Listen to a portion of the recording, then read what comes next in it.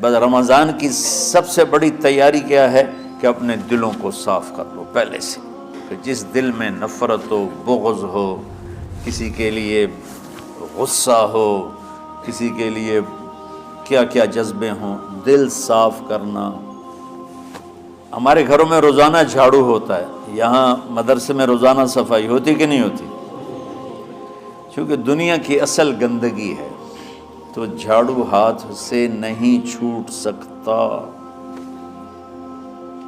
حرم شریف میں دیکھا کیسے چاروں طرف خدام پھر رہے ہوتے ہیں برش لے کر، تو دل پہ غبار ایسے آتا ہے جیسے صحن میں غبار آتا ہے، دل پہ گندگی ایسے آتی ہے جیسے صحن میں آتی ہے۔ تو ہم نے نظام بنایا ہوا ہے، لوگ وہ کر رہے ہیں، وہ روزانہ جھاڑو دیتے ہیں۔ تمہارا دل ایک آنگن ہے، ایک صحن ہے، اس میں بغض، نفرت، حسد، پتہ نہیں کیا کیا گندگیاں آئیں گی اور آتی رہیں گی۔ بچوں ایک کام کرو، جھاڑو پکڑ لو، صاف کرو۔ یا اللہ معاملہ تجھ سے کرنا ہے، لوگوں سے نہیں۔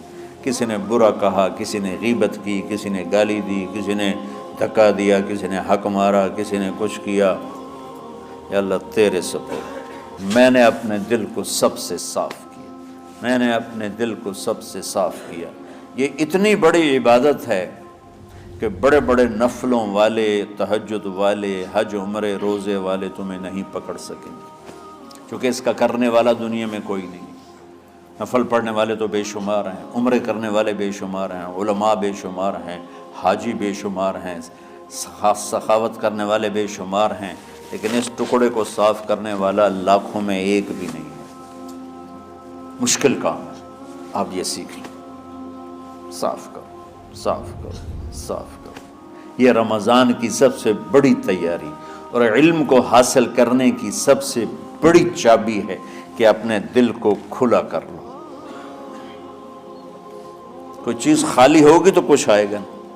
جس دل میں بغض بھرا ہو، نفرت بھری ہو، حسد بھرا ہو، کینہ بھرا ہو، اس میں خاک آئے گا، اس میں تو علم کی ایک کرن بھی نہیں آئے گی۔ اس زبان سے چاہے جتنے مرضی موتی بکھیرے، دل اس کا اندھا ہوگا۔ لا تعمى الابصار ولكن تعمى القلوب التي في الصدور۔ یہ آنکھوں سے اندھے نہیں، دل سے اندھے ہیں۔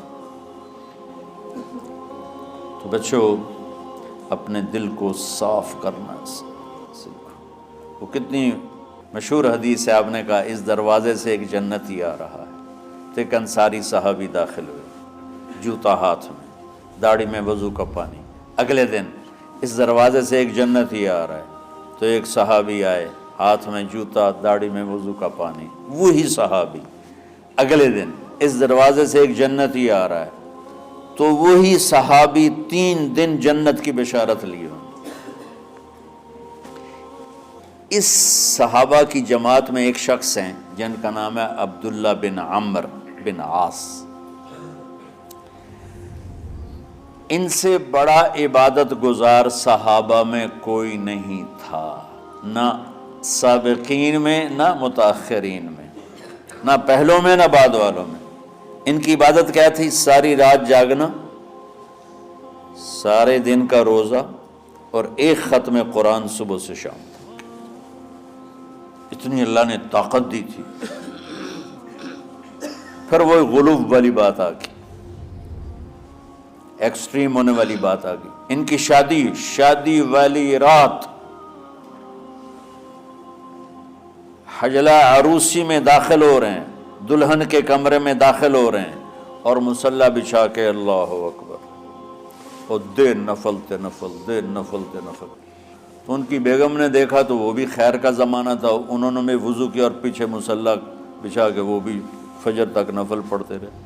صبح ہوئی تو حضرت عمرو بن عاص رضی اللہ عنہ نے پوچھا، بیٹی رات کیسی گزری؟ کہا جی ماشاءاللہ آپ کے بیٹے تو بڑے عبادت گزار ہیں، ساری رات نفلوں میں ہی گزری۔ تو وہ ان کو شکایت کر دی۔ حضرت عمرو بن عاص کو اتنا غصہ چڑھا، وہ بیٹے کو تو کچھ نہیں کہا، کتنی حکمت کی بات ہے، سیدھے گئے اللہ کے نبی کے پاس، یا رسول اللہ یہ عبداللہ دیکھیں کیسا نادان ہے، اس کی شادی کی ساری رات نفل پڑھتا رہا۔ تو آپ کہتے ہیں ماشاءاللہ ماشاءاللہ کتنی بڑی بات ہے۔ نفلوں میں گزر گئی، رات بھی نفلوں میں گزر گئی۔ تو آپ نے حضرت عبداللہ بن عمر کو بلا کے ڈانٹا کہ تو نے مہینے میں 3 دن روزے رکھنے ہیں، بس اس سے زیادہ نہیں رکھنے، اور ہفتے میں 1 قرآن ختم کرنا ہے۔ کہا یا رسول اللہ میرے اندر طاقت زیادہ ہے۔ پھر اچھا 15 دن روزے رکھنے، کہ نہیں میرے اندر طاقت زیادہ ہے۔ آپ اس کو تھوڑا تھوڑا کر کے گھٹاتے رہے، اور وہ ہر دفعہ نہیں یا رسول اللہ میرے اندر طاقت زیادہ ہے۔ تو آخر میں آپ نے کہا اچھا چلو صوم داؤدی پہ آ جاؤ، 1 دن روزہ رکھو، 1 دن افطار کرو، اور 3 دن سے پہلے قرآن ختم نہیں کرنا۔ تو آپ نے اس کو پیچھے کیا۔ یہ بیٹھے تھے اس محفل میں، ان کے دل میں آیا کیا یہ بزرگ مجھ سے زیادہ عبادت کرتا؟ رات میں ساری جاگتا ہوں، دن روزہ رکھتا ہوں، 1 ختم کرتا ہوں، تو جنت کی بشارت تو مجھے ملنی چاہیے تھی، ان کو کیسے مل رہی؟ یہ کسی کتاب میں نہیں لکھا کہ یہ ان کا جذبہ تھا، لیکن جو کہ میں ان کی سیرت کو جانتا ہوں تو مجھے خیال آتا ہے کہ ان کی نفسیات میں یہ بات آئی ہوگی، چونکہ صرف انہی کو خیال آیا کہ میں جا کے دیکھتا ہوں کہ یہ بزرگ کیا کرتے ہیں۔ تو ان کے پاس پہنچ گئے، چاچا، ذرا وہ ادھیڑ عمر تھے، چاچا وہ میرے ابا تھوڑے ناراض ہیں، تو کچھ دن آپ کے پاس گزار لوں؟ کا بیٹا بسم اللہ آ جاؤ۔ اب رات ہوتے ہی عشاء کی نماز پڑھ کے انہوں نے جلدی سے چادر اوپر لی اور یوں سراغ کر کے ان چاچا کو دیکھنے لگے ایسے کر کہ اب یہ کیا ساری رات سجدہ کرے گا، اور ساری رات روتے روتے روتے روتے مصلی گیلا ہو جائے گا، یا ساری رات رکوع کرے گا، ساری رات قیام کرے گا، ساری رات قرآن پڑھے گا، اس تصور سے یوں دیکھ رہے۔ اور وہ بزرگ صحابی تشریف لائے، سرانے پہ سر رکھا، اللہم بسمک اموت و احیا، ہو گئے۔ اب یہ دیکھ رہے ہیں ابھی اٹھیں گے، ابھی اٹھیں گے، ابھی اٹھیں گے، اٹھے فجر کی اذان پہ اٹھے۔ اب یہ تو حیران پریشان ہو گئے کہ یہ کیا ہو؟ اس زمانے میں تو منافق تہجد نہیں چھوڑتے تھے ڈر کے مارے کہ پتہ نہ چل جائے ہمارے کفر کا، تو یہ چاچا جنت بھی لے گیا تو ستا بھی پیا کہ چلو کل دیکھوں گا۔ اگلی رات پھر چادر سر پہ کر کے اور یوں سوراخ کر کے لیٹے ہوئے اور دیکھ رہے۔ چاچا پھر تشریف لے اور سرانے پہ سر رکھا، اللہم بسمک اموت و احیا، ہو گئے۔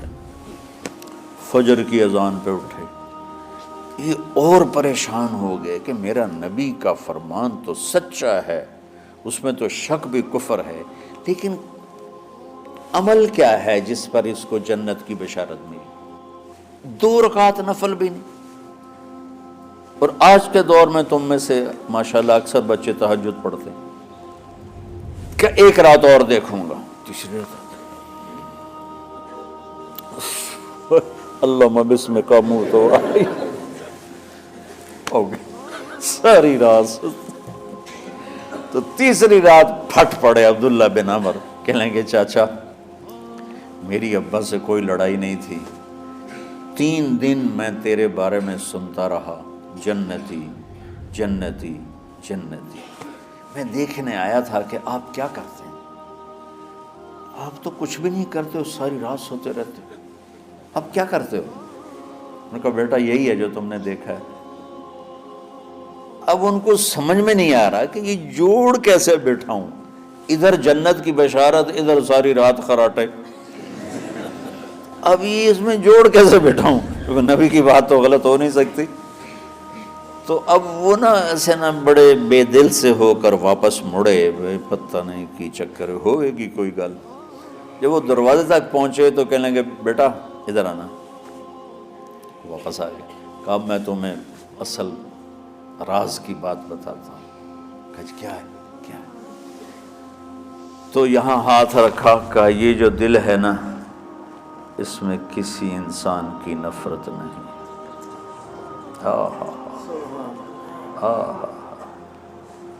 اور جب اللہ کسی کو رزق دیتا ہے، عزت دیتا ہے، مجھے کبھی حسد نہیں ہوا، مجھے خوشی ہوتی۔ تو عبداللہ بن عمر نے کہنا تھا ہاں یہ بات ہے، نہیں، ان کا ہاذا ہوا، اچھل کے کہنے لگے ہاذا ہوا، ہاں ہاں ہاں ہاں یہی ہے یہی ہے یہی ہے۔ پھر کہنے کہ چاچا پر یہ میرے بس کا نہیں ہے، کون کرے گا یہ؟ اتنے بڑے آدمی ہو کر کہہ رہے ہیں کہ یہ میرے بس کا نہیں۔ تو بچوں، دنیا میں جنتی بننا ہے اور علم اللہ سے لینا ہے تو اسے صاف کر دو، سب کی نفرت سے۔ سب، اس نے مجھے یہ کیوں کہا، اس نے مجھے یوں کیوں دیکھا، اس نے میرے بارے میں یوں کیوں کہا، اس نے میرے بارے میں یہ کیوں لکھا۔ جس کی تعریف ہوتی میری کتنی برائی ہوتی، صرف تعریف تو نہیں ہوتی، بھرا پڑا سوشل میڈیا مجھے گالیاں دے۔ اللہ کے فضل سے میرے دل میں ایک ذرے کے برابر کبھی کوئی منفی جذبہ نہیں آیا تو میں دھو کے صاف کر دیتا ہوں، یا اللہ میں نے اپنے دل کو صاف کیا، میرا معاملہ تیرے ساتھ ہے، کسی کے ساتھ نہیں۔ یہی آپ رمضان کی سب سے بڑی تیاری، علم کے حاصل کرنے کا سب سے بڑا ہتھیار آپ کو یہ نہیں ہے کہ تمہیں کتابیں یاد ہو جائیں، تمہیں اشعار یاد ہو جائیں۔